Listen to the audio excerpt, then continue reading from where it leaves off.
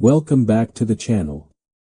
Tonight, I invite you to settle into a calm and comfortable space as we drift back in time together into a world that feels familiar from movies and novels, yet was far more demanding than most people ever imagine.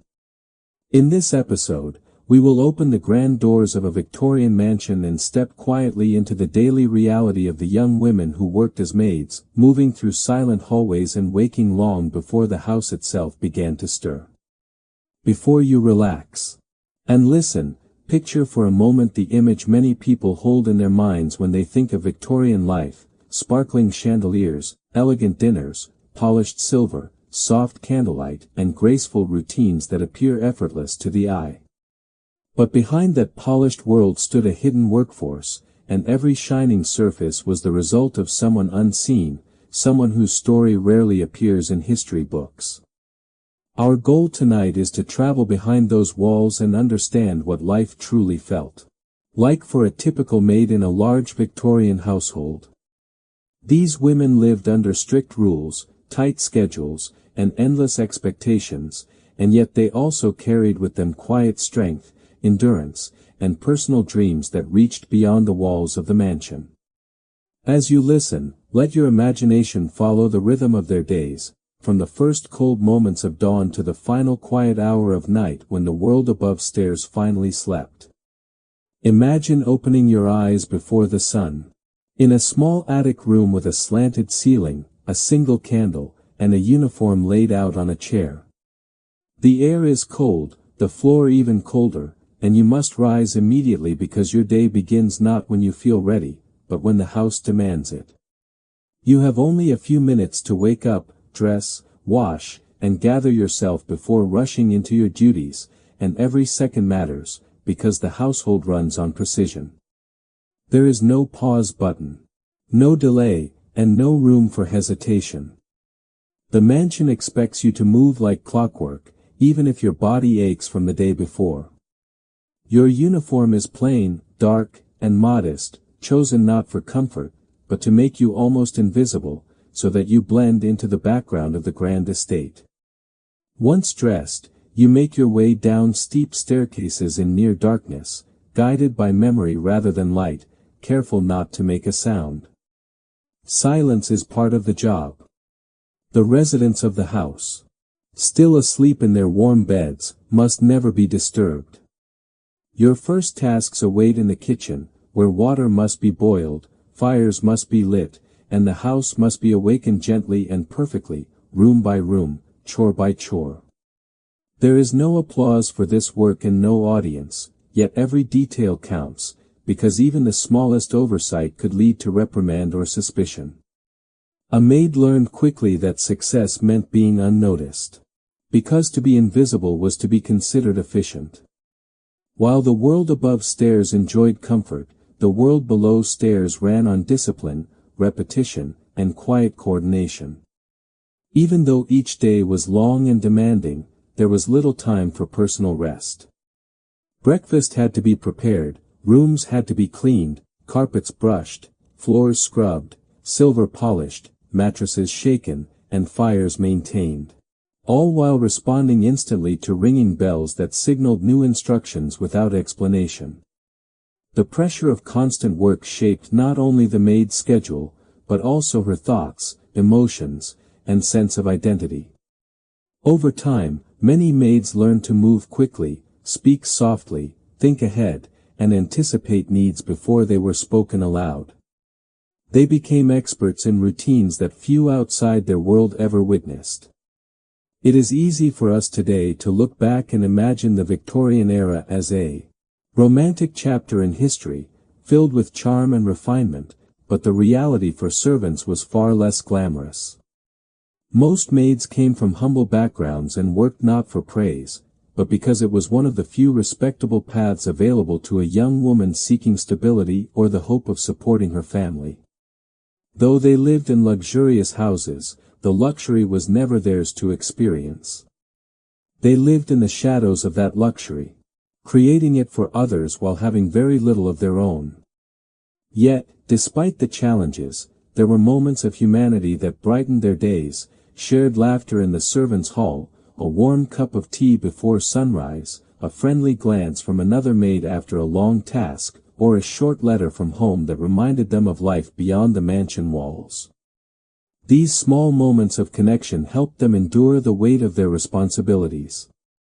So tonight, as you listen and imagine their world, think not just about the elegance of the Victorian mansion, but about the countless footsteps, steady hands, and dedicated hours hidden behind it. Our story begins where the chandeliers end, in the quiet corridors where the maids walked each morning, preparing the house long before anyone upstairs opened their eyes. Now, take a slow breath, relax your shoulders, and allow the story to unfold as we journey into a single day in the life of a Victorian maid, beginning in the earliest hours of dawn, when only the faintest light touches the sky and the rest of the world is still asleep. The morning truly begins the moment the first bell rings through the corridors like a soft but undeniable command from another world. You pause for only a breath, because hesitation is a luxury you cannot afford. And then your footsteps are already moving in the direction of the sound. Every bell has a tone, and with time, a maid learns to recognize each one by ear, understanding which room needs attention without even looking at the panel. This is not simply a house. It is a system, a living rhythm, and every servant must move in harmony with it to keep the day from unraveling. You carry a jug of hot water in both hands, concentrating on each step as you climb a long staircase designed for elegance, not practicality. The surface is polished, glossy, and treacherous for tired feet, yet you must move with grace, as though weightless and silent. At the top of the stairs, the hallway is still half dark, and the air holds the quiet of a house not yet awake, a brief moment between sleep and expectation. You walk quickly, but never in a rush that shows on your face, because a maid is expected to be swift without ever appearing hurried. When you reach the first bedroom, you place the jug gently, knock with practiced politeness, and slip inside only when permission is implied by silence. You move like a shadow, drawing curtains just enough to let in pale morning light, setting out the washstand tools, and preparing the space for the day ahead. Within minutes, you are gone again, headed to the next room, because the bells do not ring one at a time for your convenience. Each task must be completed without calling attention to the person completing it, and this is the paradox of service: the better you are, the less anyone seems to notice you. Down the stairs you go again, retrieving fresh towels, polished shoes, or breakfast trays, your steps memorizing the path long before your thoughts are fully awake. The kitchen below is already alive with its own early morning urgency, fire crackling underneath iron pots as the cook stirs, directs, and mutters about timing. You collect a tray and lift it with care, balancing teapot, cup, small plate, and folded napkin, every piece aligned like a composition that must not tremble. Then you are off once more, gliding up the stairs as though pulled by invisible strings, answering a silent race that only the servants understand. By now, the children are beginning to stir, and faint noises drift from the nursery, a yawn, a protest, a sleepy complaint. Soon you will be tidying their rooms, folding their clothes, or calming their morning chaos with patience that is rarely acknowledged. Before that moment arrives, however, the mistress expects her tea, and you step into her room with lowered eyes and a voice as soft as linen. You place the tray, check the curtains, adjust a pillow, and retreat before a single question can be asked, because perfection in this house is wordless. When you return to the hallway, another bell rings, and then another, and the morning begins to tilt into full momentum. This is the rhythm that shapes the life of a Victorian maid: constant movement, constant listening, constant awareness. Even breakfast for the family is a performance requiring precision. And though you will not sit at the table, you will be responsible for its calm. You hurry to the dining room, straighten the cloth, adjust the position of each plate by the width of a fingertip, and make sure not a single speck disturbs the polished surface. Soon the family will enter, speaking quietly, reading letters, or discussing plans, unaware of how many hands made this peaceful moment possible. As you stand by the door, ready to pour tea or replace bread, you must remain still yet fully alert, your thoughts attentive to every subtle change. You have been awake for hours, and yet the day is only beginning, with 12 or more hours still ahead of you. The bells will continue, the tasks will multiply, and there will be no moment in which you choose what comes next. But even in this demanding routine, there are small rewards that help you endure. Sometimes it is the warm aroma of fresh bread drifting from the kitchen, reminding you of comforts you rarely taste.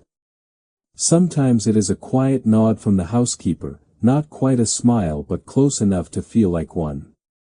Sometimes it is the sunlight resting on the staircase for a brief moment when no one else is around to see it. And sometimes it is the silent strength you feel in knowing that without you, the house would falter before noon.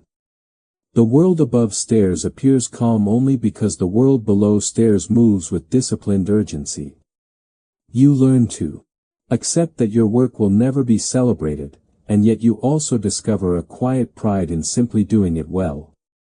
For a maid, pride is not spoken. It is folded into every corner of a perfectly made bed and polished into every surface that shines before breakfast. By mid-morning, you have already worked more hours than many people will work in an entire day, and you are expected to continue without pause. There is no fanfare, no applause, and no break, but there is structure, and sometimes structure itself becomes a strange source of comfort. As you step into the corridor again, another bell rings in the distance, and though you are tired, your feet are already moving. Because this is the life of a maid in a Victorian mansion, early mornings, endless tasks, the constant call of the bell, and a quiet determination that carries you from hour to hour. And so the morning continues. Not by your timing, but by the house's timing, and you follow it because you must, and because there is no other way for the day to unfold. By the time breakfast has finished and the dining room has finally been cleared, the mansion shifts into its true daytime rhythm, and the work below stairs rises to meet it. You return to the servants' hall for only a brief moment, perhaps long enough to sip a warm drink or swallow a single bite of bread. But even in this short pause, your ears stay alert for the next bell. There is no real rest, only interludes between tasks, and soon you rise again to begin the long cycle of cleaning that defines much of the morning. Down the corridor you go, carrying brushes, cloths, and polish, ready to wage another round in the never-ending battle against dust. Dust gathers no matter how many times you chase it away, drifting across polished wood, settling into carved corners, and mocking the effort it takes to keep a grand house spotless. You move from room to room, dusting high shelves, sweeping staircases, shaking rugs, and brightening brass fixtures until they shine like small suns in the filtered daylight. The drawing room requires special attention, because it is where guests will drink tea, exchange pleasantries, and judge the household with sharper eyes than they will ever admit. You dust the mantel carefully, pass your cloth along the piano, straighten the cushions, and adjust a vase by no more than a breath, because beauty in these rooms is measured in tiny details. Every task must be completed without complaint, without noise, and without any sign of how tiring this constant movement truly is. Then comes the more demanding work. The kind that stains the hands and tightens the muscles, beginning in the scullery where piles of dishes wait like a small mountain of obligation. The kitchen maid nods as you step in, and together you begin to scrub, rinse, and stack, each of you working with practiced rhythm to reduce the chaos left behind by breakfast. The water is hot, the soap is harsh, and steam clouds your vision as you clean plate after plate, cup after cup, utensil after utensil. It is work that leaves no visible glory, because once the dishes are returned to the shelf, no one thinks of the hands that scrubbed them. Yet it must be done, and done quickly, because there are many hours left in the day and the list of duties only grows longer. When the dishes are finally cleared, you move on to sweeping floors, shaking out ashes, and polishing doorknobs that catch the light like coins. Not a step of this work is optional. Because in a house of status, the smallest imperfection becomes a topic of conversation. By midday, your back aches, your fingers sting, and your sleeves carry faint marks of the efforts you cannot hide, but there is no time to slow down.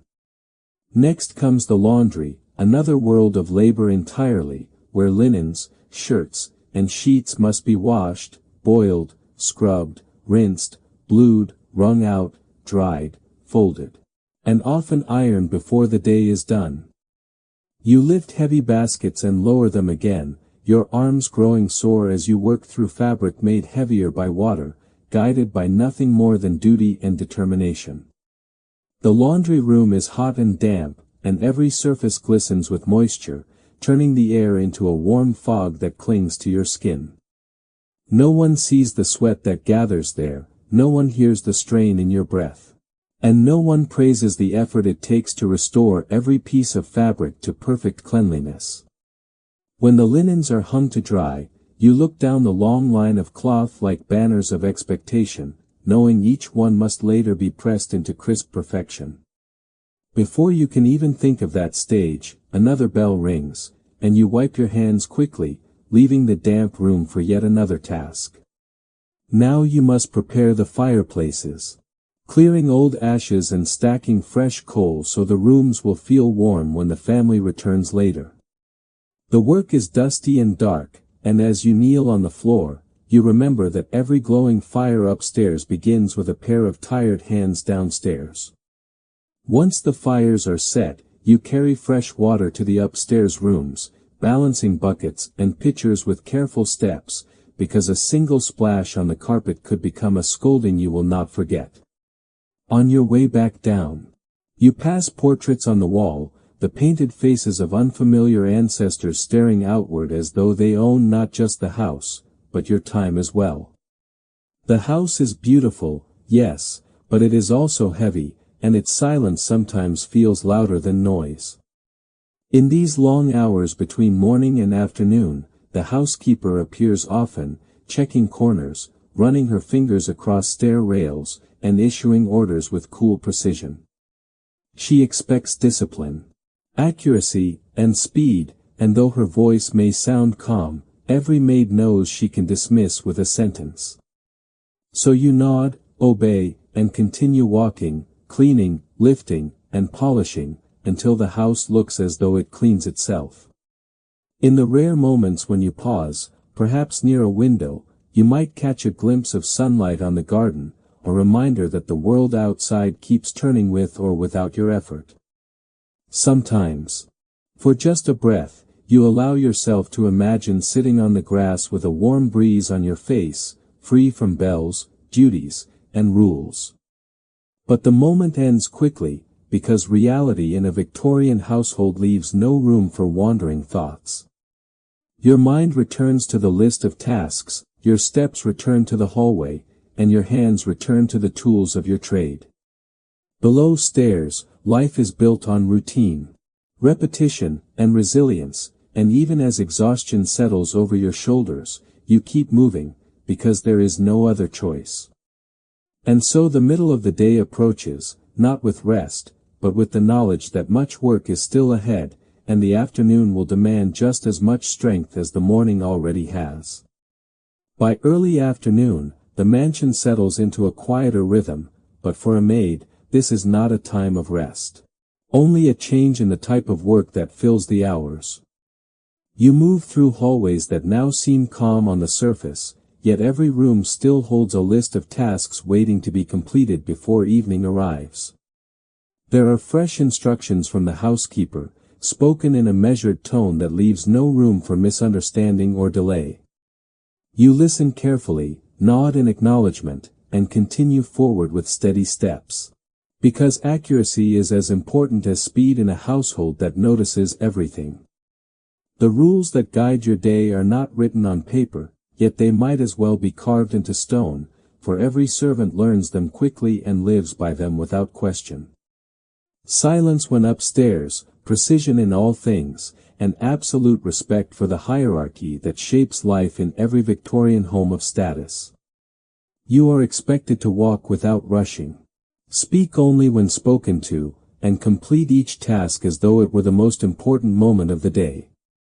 There is no room for clumsy movements, raised voices, or visible frustration, because composure is part of the uniform, just like the apron tied around your waist. Mistakes are rarely forgotten, and even a small misstep can follow a maid for weeks, whispered through rooms and hallways by those who measure worth in flawless routine. The fear of disappointing the housekeeper or the mistress becomes a silent companion, shaping your awareness, your posture, and even the way you breathe in certain rooms. This pressure is constant, yet you learn to carry it with quiet dignity, developing a kind of inner strength that only grows with each demanding day. From time to time, the strain of perfection shows itself in tired eyes or trembling hands, but a maid must steady herself quickly, for there is always more work waiting. You sweep through the main hall once again, checking surfaces that were already cleaned earlier, because in a house of status, nothing is ever considered clean enough. You straighten portraits, adjust the angle of decorative pieces, and smooth every wrinkle from curtains and drapes as though they are part of a stage still preparing for its evening performance. Sometimes you wonder how many people outside this world realize how much effort it takes to maintain the illusion of effortless beauty.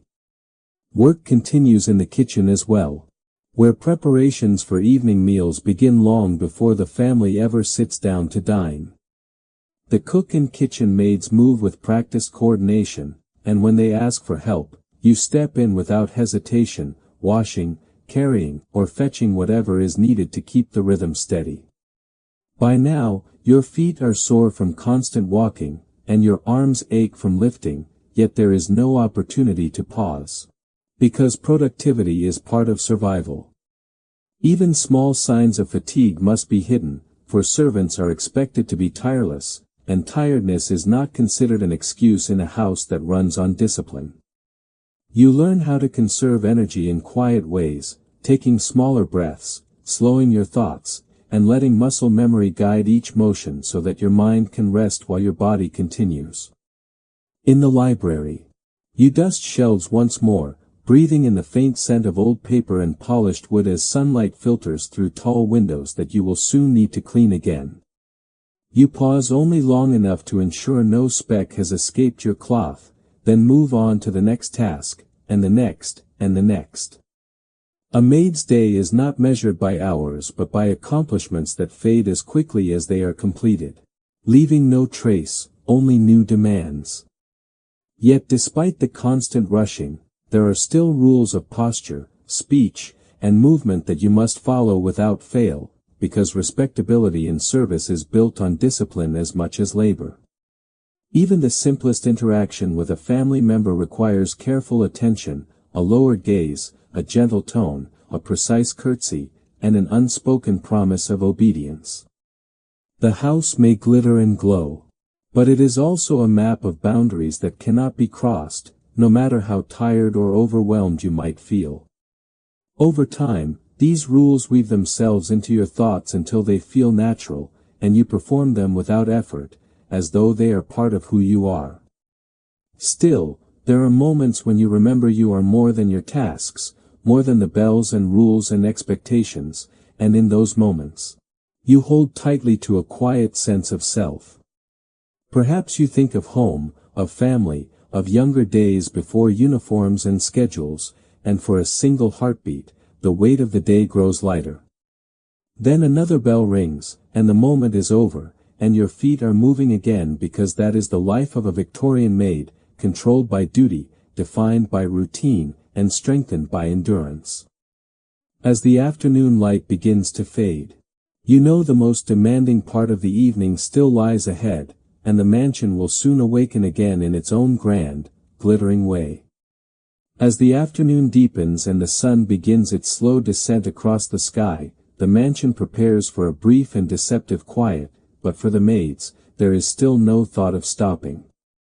You move through the house with practiced focus, knowing that even though the morning rush has passed, the evening demands will soon arrive with equal intensity. Before those hours begin, there are tasks below stairs that must be completed, and many of them are far less elegant than anything seen above.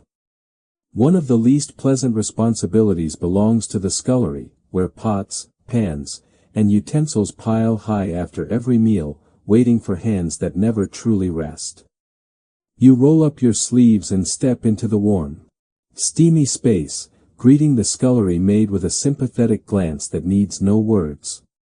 Together, you face the mountain of dishes, working through them with steady movements and a shared understanding of the labor that never ends. The water is hot, the soap is rough, and each pan seems heavier than the last, but you keep scrubbing, rinsing, and stacking with careful rhythm. Steam fogs the window and softens the edges of the world around you, blurring time itself as plates and cups pass through your hands by the dozen. No guest will ever imagine this scene, and no family member will ever picture the heat, the effort, or the aching hands behind their spotless table settings. When the last dish is finally cleaned, you exhale with quiet relief, even though you know the next meal will undo this work and begin the cycle again. From the scullery, you move to the laundry room, where damp linen still wait to be checked, folded, or prepared for ironing. You smooth each cloth, careful to remove every crease, because perfection is expected even in the smallest corners of the household. The scent of soap lingers in the air, mixing with traces of coal and candle wax, creating a signature smell found only below stairs. Once the linens are folded, you sweep the floor and prepare fresh buckets of water, knowing that cleanup is part of every task, no matter how minor. Then it is time to tend to the fireplaces once more, clearing ash and arranging coal so that the evening rooms will look warm and inviting when the family gathers later. You kneel beside each hearth and work quietly, brushing away soot and shaping the coal into a careful stack that will catch flame with elegance. Downstairs labor builds upstairs comfort. And though the contrast is stark, you learn to accept it without bitterness. After the fireplaces, you return to the hallway, where the floor must be swept again to erase the traces of ash and dust brought up from below. Even the stair rail must be polished, because hands will soon slide along its gleaming surface as guests move through the house without a care. In these hours, the house feels like a great stage preparing for an evening performance. And every servant becomes part of an unseen cast ensuring that the scene is flawless. Before the family reappears, you hurry to your small room long enough to smooth your hair and straighten your apron, restoring order to your appearance. A maid must always look composed, no matter how many tasks fill her day, because the uniform is part of the illusion of effortlessness. You take a breath, let your shoulders relax, and close your eyes for a few seconds of borrowed stillness. Then you descend again, ready for the next demand, just as the first of the evening bells begins to ring. This bell carries a different tone from the morning chimes, signaling preparation rather than urgency, but it still commands immediate attention. You move toward the sound, adjusting lamps and trimming wicks so that each room will glow with warm golden light. Soon the mansion will come alive with voices, footsteps, and conversation, and it is your job to ensure that everything looks perfect before a single guest arrives. As you walk through the rooms, you pause to straighten a cushion here, adjust a curtain there, and scatter a hint of fragrance so the air feels fresh and welcoming. Each detail matters, because evening in a Victorian home is a ritual of display, and the staff works tirelessly to maintain the illusion of ease and refinement. Below stairs, the kitchen grows busier by the minute, filled with the clatter of pans, the bubbling of pots, and the brisk instructions of the cook. You return to lend a hand, knowing that the evening meal must be prepared with precision, timing, and grace to match the expectations of the family above. There are trays to polish, plates to warm, and ingredients to fetch, and you complete each motion with calm determination. Even as your body grows weary, your mind remains alert, trained by repetition and responsibility to remain focused until the final task is done. This is the nature of service: long hours, steady labor, and the quiet strength of doing work that most will never see or acknowledge.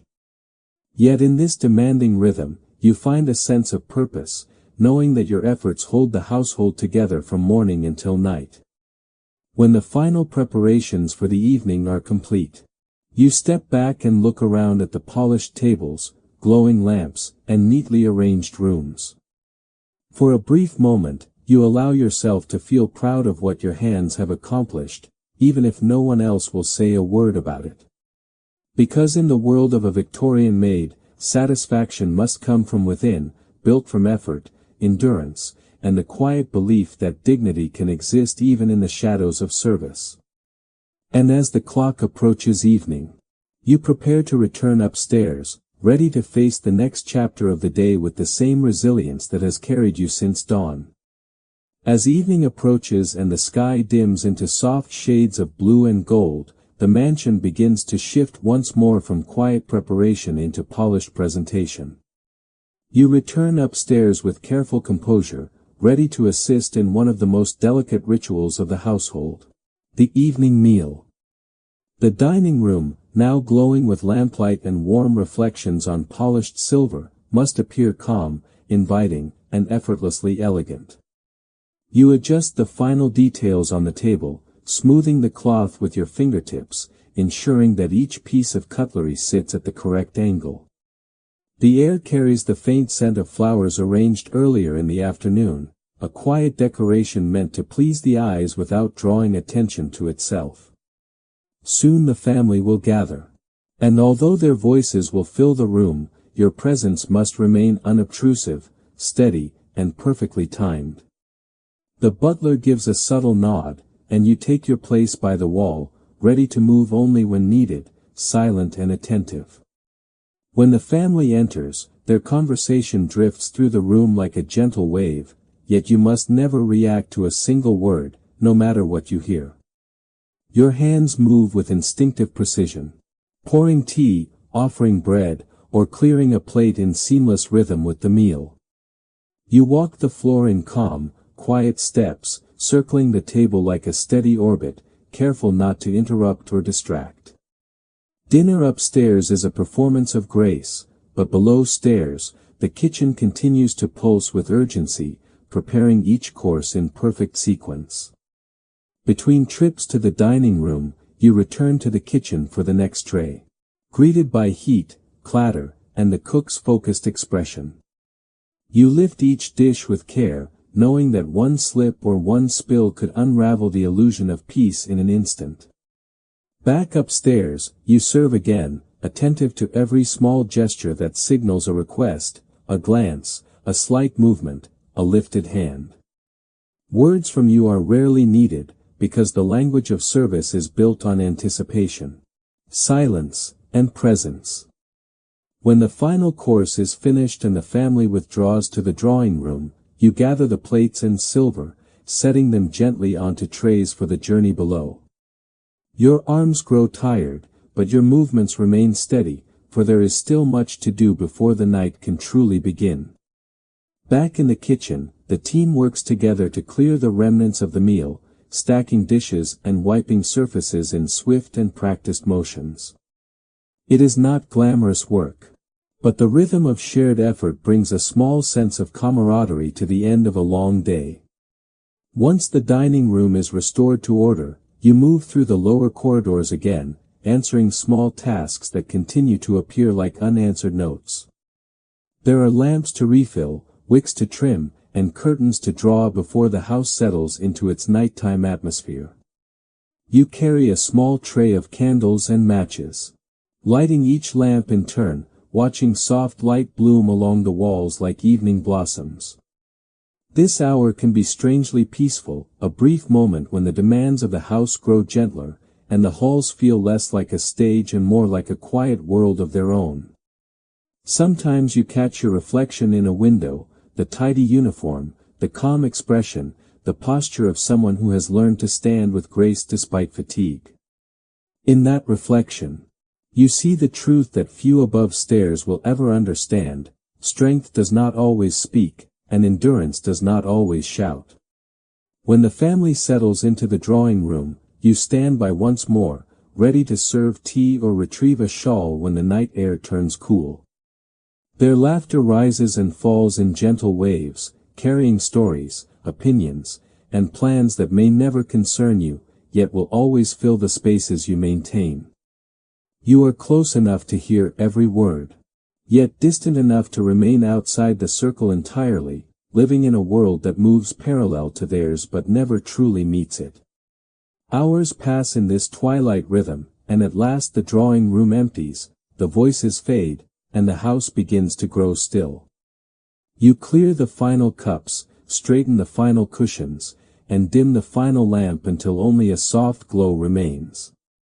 The mansion now rests, serene and spotless, as though it achieved this state by magic rather than labor. And quietly, you slip back below stairs, knowing that the calm above exists only because of the effort below. There is comfort in this understanding, even if the world never acknowledges it aloud. For a maid, the reward is not applause, but the quiet knowledge that the rhythm of the house continues because you carried it through another day. When the final echoes of conversation fade and the house climbs into silence, the true stillness of night begins, but for a maid, the day is not yet finished. You walk the dim corridors once more, listening to the soft hum of a mansion settling into sleep, its wooden beams gently sighing in the cool night air. There are fires to check, embers to bank, and lamps to extinguish or refill so that the halls will be safe until morning returns. With careful steps, you move through each room, guided by memory rather than light, your hands steady as you trim a wick or close a window against the breeze. The night work requires a different rhythm, not rushed like the morning, not urgent like the evening, but slow, methodical, and almost meditative. The bell system still hangs on the wall below stairs, and although most bells will remain silent at this hour, you never allow yourself to relax completely. Any ring in the night means someone needs something, and you must be ready to answer before the sound even fades. You carry a lantern as you walk, its warm glow creating small islands of light in the long dark passages that stretch ahead of you like quiet tunnels. Sometimes you hear nothing but your own soft breath and the distant ticking of a clock somewhere deep inside the house. Other times, you hear the faint creak of a floorboard or the rustle of curtains shifting in a draft. And the sound reminds you how large the mansion truly is.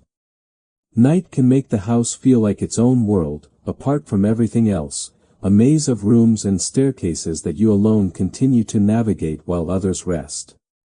You move through the drawing room, straightening a chair that has tilted, smoothing out a wrinkle in the rug, and ensuring that every surface remains as flawless as it was before the lamps were dimmed. Then you continue into the main hall, where moonlight spills through tall windows and lays a silver pattern across the polished floor. You pause there for a moment, letting the quiet embrace you, feeling the softness of the hours settle over your tired shoulders. It is in these late moments that the house finally feels gentle, no longer demanding but simply resting, and you can almost believe you are resting with it. After checking the final fire, you return below stairs, where the other maids have already begun preparing for a brief and precious sleep. Their voices are low, their movements slow, their faces marked by the fatigue of a day spent in constant motion. You hang your apron, fold it neatly, and wash your hands and face, letting warm water erase at least a small part of the day's strain. Then you change into your night dress, grateful for fabric that finally allows your body to breathe and relax. Before heading to your narrow bed in the attic, you take a moment to glance at the clock and consider how little time remains before dawn will call you back to duty. Sleep is not a luxury for a maid. It is a brief pause in the long script of labor that continues day after day without intermission. You climb the silent staircase to the upper floor where the servants sleep, feeling each step in your tired legs, yet also feeling a quiet pride that you have made it through another long day. Your small room waits for you. Simple and bare, with a thin blanket, a small wooden chair, and perhaps one cherished keepsake from home. As you lie down, the night wraps around you, cool and still, and for a few minutes you let your eyes close, knowing your rest will be short but necessary. Outside the small attic window, the stars glow faintly, and the world beyond the mansion seems distant and unreal, like a dream you may never fully touch. But even in such a life, hope does not disappear. It simply becomes quieter, settling into the heart like a steady ember that never fully dies. You breathe slowly and deeply, letting the last thoughts of work fade, and allow sleep to take you at last, if only for a handful of fragile hours. Because soon another day will begin, and with it, the bells, the staircases, the duties, and the endless rhythm of service will return once more. Morning always returns faster than expected. And before the sky has fully brightened, the mansion awakens with a familiar series of demands. For a maid, the day begins not with choices but with bells, routine, and the unbroken chain of responsibilities that link yesterday to today. There is barely time to shake off sleep before your feet hit the cold floor, reminding you that rest is never more than a brief intermission in a much longer play. By the time you descend below stairs, the household rhythm has already begun, and the invisible machinery of service is turning once again.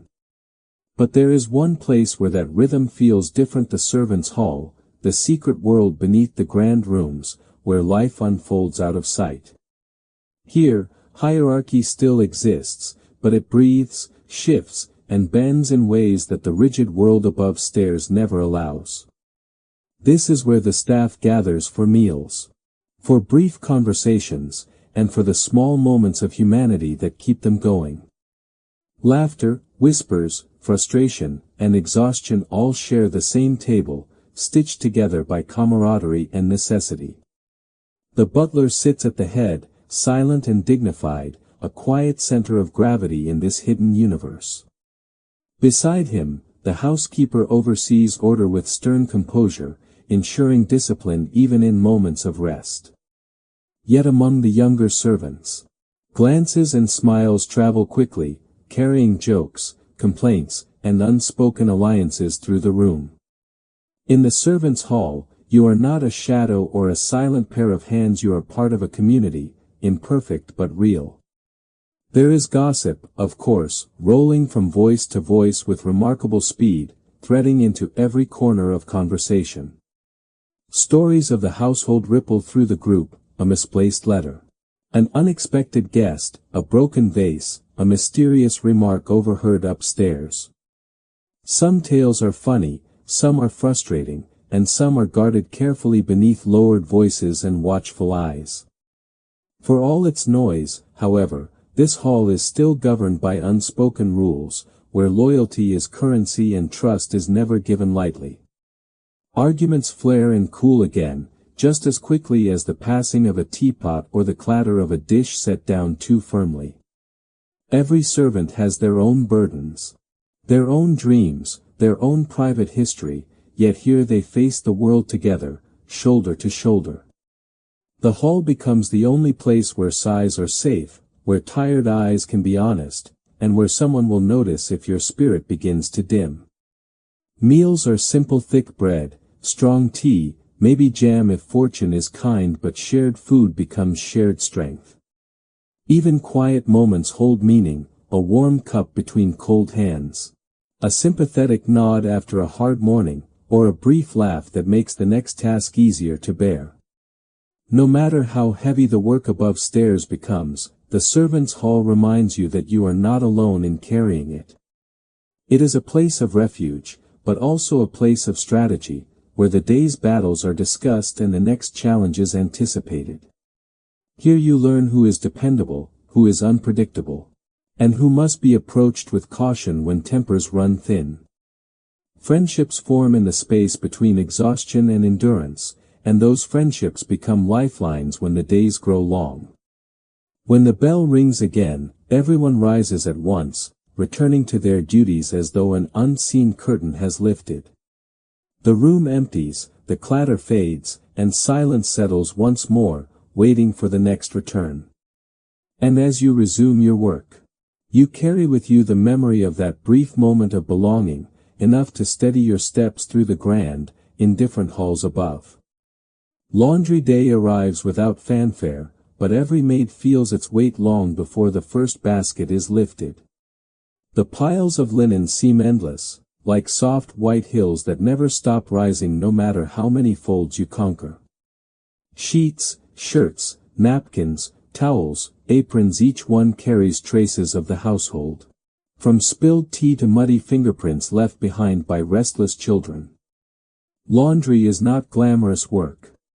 It is a slow, demanding battle fought with soap, steam, and strained muscles. The washroom fills with heat as kettles boil and tubs are dragged into place, ready for another round of soaking and scrubbing. Your hands plunge into hot water again and again, until the sensation blurs between discomfort and numb determination. The scent of lye and damp cloth becomes the air you breathe, sinking into your hair, your sleeves, and your thoughts. Scrubbing boards creak beneath steady hands, marking time in rough, repetitive strokes that grind away both dirt and energy. There is no shortcut, no haste, no clever trick to finish faster. Laundry yields only to persistence, never impatience.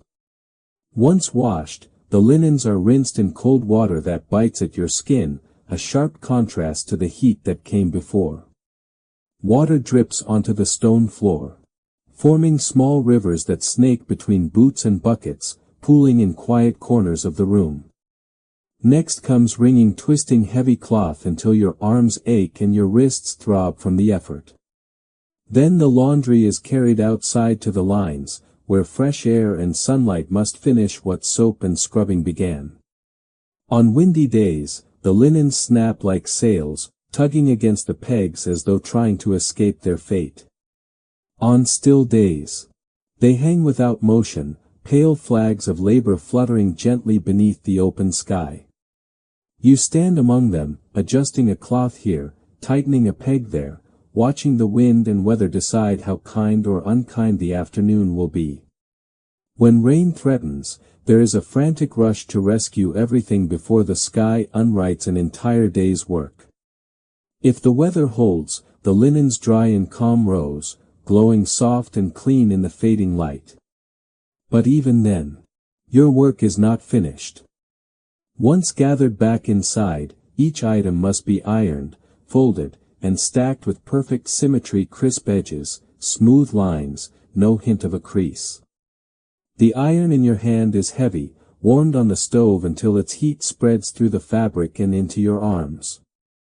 Steam curls upward in tiny wisps, vanishing as quickly as it appears, leaving behind the sharp scent of hot cotton and metal. You press each corner, guiding the fabric into obedience, transforming crumpled cloth into order and elegance. Hours pass in a haze of repetition, and the room grows warmer with every movement of the iron. By late afternoon, your back aches, your shoulders tighten, and your fingertips feel worn from constant contact with cloth and heat. Yet there is a quiet satisfaction in the growing stacks of folded linens, tall, neat, and shining with the proof of your effort. No one above stairs will ever see the blisters, the steam, or the strain that shaped those perfect folds. They will see only the result, smooth sheets, spotless napkins, and a table set as flawlessly as if it required no work at all. When the last cloth is finally stored away, you exhale and close the cupboard with gentle hands, knowing it will all begin again soon. Laundry is endless, but it teaches endurance, the steady strength to face a task not once, but over and over, without complaint. And in that rhythm, you find a kind of peace, small and quiet, yet strong enough to carry you into the next demanding day. Serving guests is one of the most delicate tasks in a Victorian household, because it demands both perfect manners and near invisibility. When visitors arrive, the entire mansion changes its rhythm, shifting into a careful performance where every servant becomes part of a silent, moving backdrop. You stand ready near the hall, listening for instructions, aware that even the smallest action must be done with grace. Coats are received, gloves are collected, and shoes are quietly inspected for stray mud before the guests ever step beyond the doorway. Their voices rise in polite greetings, filling the entrance with warmth, while you move quietly at the edge of the scene, guiding their belongings away. In these moments, you become an observer of a world that is refined, polished, and utterly separate from your own daily life. Once the guests are seated in the drawing room, tea service begins, and your focus sharpens like a steady flame. A silver tray rests in your hands, and every cup, saucer, and spoon must be placed with elegant precision. The teapot must be poured smoothly, without a single drop spilling onto the cloth or clinking too loudly against porcelain. You offer sugar and milk as conversation drifts around you, discussing weather, travel, and society as though the world contains no heavier burdens. Your posture stays straight, your step stays soft, and your expression remains calm, no matter how tired your body feels beneath the uniform. When refreshments are finished, plates disappear as quietly as they arrived, whisked away before crumbs or cups can disrupt the illusion of elegance. Later in the evening, dinners with guests demand even greater coordination. You stand behind chairs, waiting for the butler's nod, moving in unison with the rest of the staff to present each course at the exact same moment. Timing becomes everything, because one mistimed movement can break the spell that the household works so hard to maintain. Guests laugh, toast, and share lively stories while you glide between chairs, refilling glasses and clearing dishes with practiced rhythm. Though you say little, you hear much: the secrets, the humor, the opinions, and the small tensions that lace their conversations. You carry those moments in silence, knowing that the walls above stairs may have ears, but the staff must never have a voice. After dinner, dessert and drinks follow, and the evening stretches on beneath golden light, polished silver, and soft music from the corner of the room. When the guests stand to leave, you return their coats and belongings, placing each item in their hands as though it were newly purchased that very day. Polite farewells echo through the hall, and you bow your head respectfully, even as your feet throb beneath you. Once the door finally closes and the night air slips back into the entryway, the mansion exhales a long, invisible breath. You begin the quiet work of resetting each room, folding cloths, collecting glasses, straightening cushions, and sweeping away the traces of their visit. By the time everything is restored to perfect order, it is as though the guests were never there at all. The lamps burn low, the tea trays return to storage, and silence settles again over the polished floors. You step back to admire the room for just a moment. Not out of pride, but out of relief that nothing went wrong. Serving guests is a test of poise, patience, and endurance, and tonight, you pass that test once more. Then, without ceremony, you move on to the next task, because in this life, accomplishment is quiet, and duty is endless. Romance below stairs is a quiet, cautious, and complicated thing, woven from stolen glances and fleeting moments that must never be seen by the wrong eyes. Life in service leaves little room for personal dreams, yet even in the strictest households, the heart finds its own secret pathways. Days are filled with duties, rules, and fatigue, but at night, when footsteps fade and the lamps grow dim, feelings have a way of blooming in silence. Perhaps it begins with nothing more than a shared smile across the servants' hall, small and shy, but warm enough to soften a long day. Sometimes it starts with kindness, a door held open, an extra piece of bread offered without a word, or a brief whisper of encouragement before a difficult task. Affection cannot be spoken aloud, not in a world where discipline rules and the housekeeper notices every unusual glance. So everything unfolds in gestures, like tiny threads of connection woven quietly into the fabric of daily work. A folded note tucked beneath a napkin, waiting to be found. A ribbon forgotten by accident on a chair near the scullery door. A meeting in the garden at dusk, just for a few minutes, just long enough to talk about nothing and everything. Even a simple walk to fetch coal can feel different when someone falls into step beside you, pretending it is coincidence. Yet love below stairs is never without fear, because discovery carries consequences that can end more than a romance. Two people seen alone together can spark gossip, and gossip can travel faster than any bell or footstep. Dismissal, separation, or punishment are always possible, casting long shadows over even the softest emotions. So those who dare to care for one another must become experts at secrecy, timing, and silence. A stolen moment near the pantry. A glance held for one heartbeat longer than propriety allows. A whisper in a corridor when no one else is near. These fragments become memories small, precious, and bright enough to survive even the harsh routine of service life. Some romances manage to endure, growing stronger through whispered promises and shared endurance. Others fade quietly, worn down by exhaustion, rules, and circumstance. But every maid knows that love like dust in a grand house appears even when no one invites it. It may be hidden, denied, or carefully tucked away, but it never truly disappears. For in a life where so much is dictated by duty, the heart becomes the last private space a maid can claim as her own. And even if the future is uncertain, the quiet warmth of connection is enough to carry her through many long days and longer nights.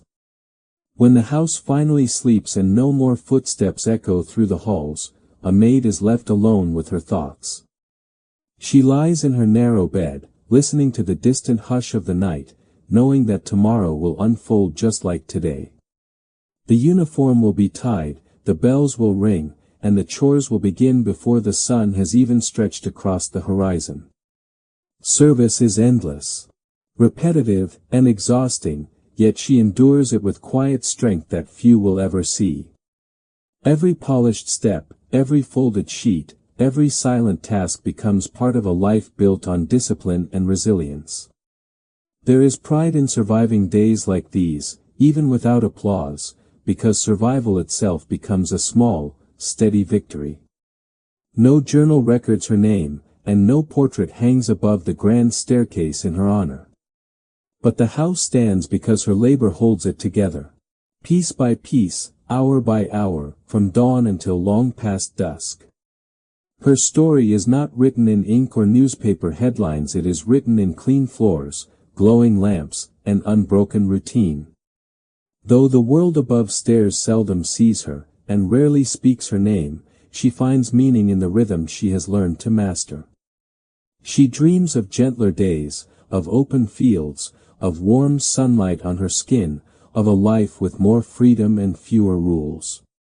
Yet she also dreams of simple things. A kind word, a quiet morning, a letter from home, a full night of sleep without interruption. These small hopes settle in her heart like soft feathers, light but impossible to forget. In the stillness before sleep, she allows herself to imagine a future beyond the walls of service. Perhaps one day she will leave, start anew, and build a life where she chooses her own hours, her own joys, her own path. Until then, she carries on in silence, because endurance has become her greatest skill, and hope her most loyal companion. At last her eyes close, and the weight of the day melts away, leaving only the rhythm of her breath in the darkness. The mansion sleeps. The bells rest. And for a few brief hours, so does she. And so, after walking through the hidden hours of a Victorian maid's world, we return at last to our own quiet, modern night. Behind every polished staircase and glittering chandelier, there were hands that never rested, footsteps that never echoed, and lives that history rarely paused to remember. Their stories were not grand, but they were real, woven from endurance, routine, sacrifice, and the soft resilience of people who gave everything and kept almost nothing. Tonight, as you settle into comfort and calm, perhaps you can feel a little more gratitude for the invisible work that shapes every world, in every era. No matter how small a life may seem, there is strength in showing up, day after day, and hope in dreaming, even quietly, for something more. So now, let your thoughts grow still, let your breathing slow, and let the noise of the day fall gently behind you. The past can rest. And you can rest, too. Thank you for listening. For staying with me until the end, and for giving space to a story so often left in the shadows. If this quiet journey relaxed your mind or sparked your curiosity, I hope you will join me again in the next episode. Until then, good night, take care, and sleep well.